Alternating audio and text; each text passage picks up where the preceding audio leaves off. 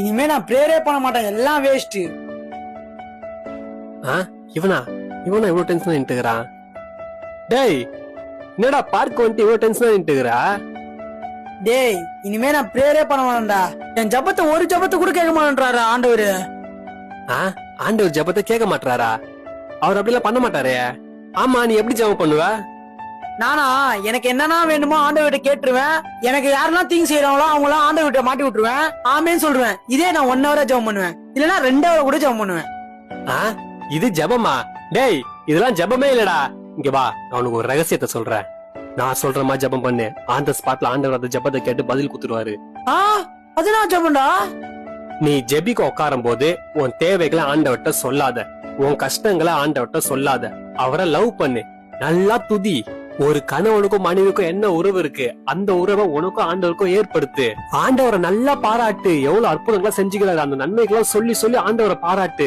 இத நீ பண்ணாவே போதும், உன் தேவைகளை ஆண்டவர் சந்திச்சுவாரு.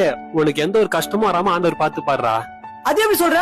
ஆண்டவர்கிட்ட என் தேவைகள் கேட்காம துதிச்சாலே எல்லாம் கிடைக்குமே. நல்ல கேள்வி. பவுலையும் சீலாவையும் எதுக்கு ஜெயில போட்டாங்கன்னு சொல்லு. அவங்க சுவிசேஷம் அறிவிச்சதுனால ஜெயில போட்டாங்க. பாரா கட்டா சொல்லிட்ட. அவங்க ஜெயிலுக்குள்ள என்ன பண்ணிட்டு இருந்தாங்க? ஆண்டவரை துதிச்சுட்டு இருந்தாங்க. அவங்க ஜெயில விட்டு வெளியே வரணும்னு ஏதாச்சும் ப்ரேயர் பண்ணாங்களா? இல்ல. இதுல உனக்கு என்ன தெரியுது? அவங்க துதிச்சுட்டே இருக்கும் போது அந்த ஜெயிலோட தாப்பால் உடைஞ்சு அவங்க ஜெயில விட்டு வெளியே வந்துட்டாங்க. கரெக்டா? ஆமாண்டா. இன்னொரு சம்பவத்தை சொல்றேன் பாரு. இஸ்ரேல் ஜனங்க எகிப்துல இருந்து இஸ்ரேலுக்கு போறாங்க. போயிட்டே இருக்கும் போது நடுவுல எரிகோ கோட்டை இருக்கு. அது தானாதான் இஸ்ரேலுக்கு போக முடியும். இந்த எரிகோ கோட்டை அரசு என்ன பண்றாரு, அவங்க தாண்டே விட மாட்டாரு. அப்ப இஸ்ரேல் ஜனங்க என்ன பண்ணாங்க? 7 நாள் அந்த எரிகோ கோட்டை சுத்தி சுத்தி வந்தாங்க. 7 நாள் துதிச்சுட்டே சுத்திட்டு வந்தாங்க. அப்புறம் எரிகோ கோட்டை இடிஞ்சு விழுந்துச்சு. சூப்பர். அவங்க எரிகோ கோட்டை இடிஞ்சு விழுந்து ப்ரே பண்ணாங்களா? இல்ல, அவங்க துதிய மட்டும் தான் செஞ்சாங்க. எரிகோ கோட்டை ஆட்டோமேட்டிக்கா இடிஞ்சு விழுந்துச்சு. அதுவும் எரிகோ கோட்டை வெளிப்புறமா இல்லல. ஏன்னா வெளிப்புறமா இடிஞ்சு விழுந்துச்சுன்னா இஸ்ரேல் ஜன மேல படும்னு சொல்லிட்டு உட்புறமா இடிஞ்சு விழுந்துச்சு. ஆமாண்டா. இதுல உனக்கு என்ன புரியுது? நீ ஜெபம் பண்ணும்போது உன் தேவைகளும் உன் கஷ்டத்தை ஆண்டவர்கிட்ட சொல்லவே தேவையில்லை.